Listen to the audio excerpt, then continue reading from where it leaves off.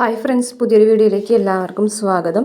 അങ്ങനെ വേദന വിക്രം കട്ടിലെ കൊണ്ടുവന്ന് ഇടുന്നുണ്ട്. അത് കഴിഞ്ഞതിന് ശേഷം വേദന എന്ന് വെച്ചാൽ കരഞ്ഞ് നല്ല വിളിക്കാനിട്ട്, അയ്യോ എൻ്റെ കാല് നശിപ്പിച്ചേ.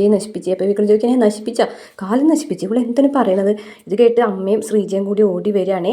അപ്പോൾ നടന്ന സംഭവങ്ങളൊക്കെ വേദ പറയാണ്. എന്നെ ഓടിച്ചിട്ട് വീഴ്ത്തിയതാണെന്ന് പറയുമ്പോൾ കമലാമ്മയ്ക്ക് ദേഷ്യം വരികയാണ്.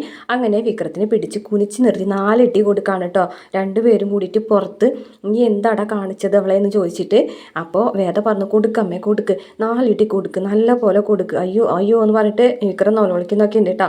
എന്തായാലും നല്ല അടി കിട്ടുന്നുണ്ട് വിക്രത്തിന്, അമ്മരേന്നും ശ്രീചരേന്നും വേദന വീഴ്ത്തിയേനെ. പിന്നീട് കാണിക്കുന്നത് വിക്രമും രാധയും തമ്മിൽ കണ്ടുമുട്ടാണ് കേട്ടോ.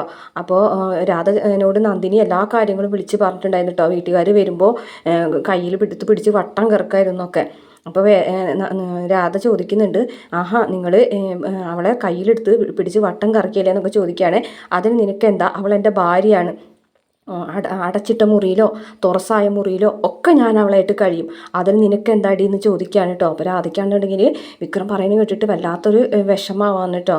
കാരണം അവളെൻ്റെ ഭാര്യയാണ്, അവളുമായിട്ട് ഞാൻ എന്ത് വേണമെങ്കിലും ചെയ്യുന്നൊക്കെ പറയുമ്പോൾ അത് വിശ്വസിക്കാനായിട്ട് രാധയ്ക്ക് പറ്റുന്നില്ല. വിക്രം തന്നെ ഉറപ്പായിട്ടും മറന്നു എന്നുള്ള കാര്യം രാധയ്ക്ക് മനസ്സിലാവാണേ. പിന്നീട് അമ്മയുടെ അടുത്ത് കുറച്ച് വിഷമങ്ങളൊക്കെ വേദ പറയുന്നുണ്ട് കേട്ടോ. സാധാരണ രീതിയിലുള്ളൊരു ദാമ്പത്യമല്ലല്ലോ അമ്മ ഞങ്ങളുടെ, അതുകൊണ്ടാണ് ഇങ്ങനെ സംഭവിക്കുന്നത് എന്നൊക്കെ പറയുന്നുണ്ട്. അപ്പോൾ കമലാമ്മയ്ക്കാണെന്നുണ്ടെങ്കിൽ വേദന കാണുമ്പോൾ വിഷമാവാണ് കേട്ടോ. കാരണം അവർ ഒരുമിച്ച് ഉണ്ടായിട്ടും അവർ ഒരു ജീവിതമൊന്നും തുടങ്ങിയിട്ടില്ലല്ലോ. അതുകൊണ്ട് തന്നെ അത്രയാണ് പ്രമോൾ കാണിച്ചിട്ടുള്ളത്.